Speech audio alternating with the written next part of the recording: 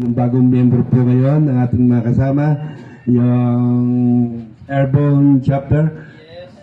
At yun sinasabi, mukha palang may tiwala na.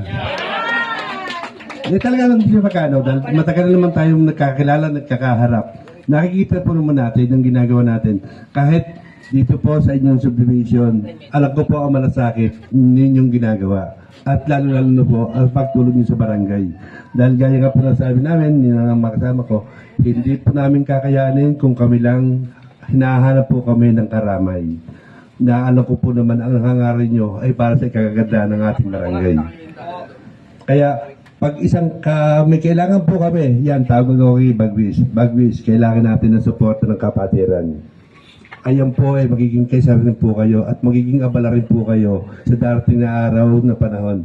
At sa nalalapit na February, sigurado po, magiging kasama po namin kayo. Dahil iniimbitahan ko kayo ni Consolito piyesa sa kanila.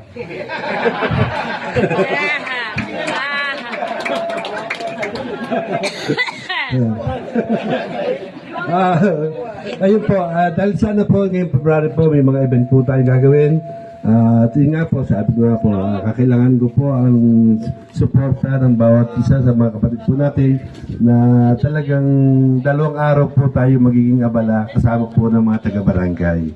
At yun po ay para po makita ang kapatiran na tayo ay hindi sa ganitong bagay lang makikita, yung samahan lang. Dapat may galaw po tayo. Yan po ang isang importante sa atin. Hindi samahan lang po ang ating pakikita. Dapat po makita po tayo sa gawa. At saka, ayun po sa mga bago po nating mga kapatid.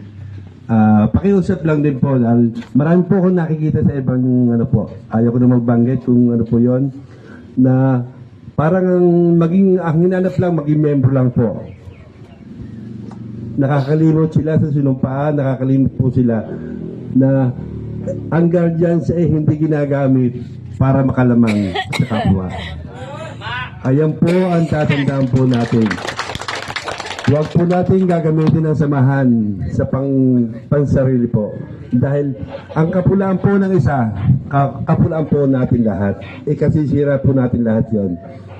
Kung meron po tayong nakikita sa mga kapatid natin, kausapin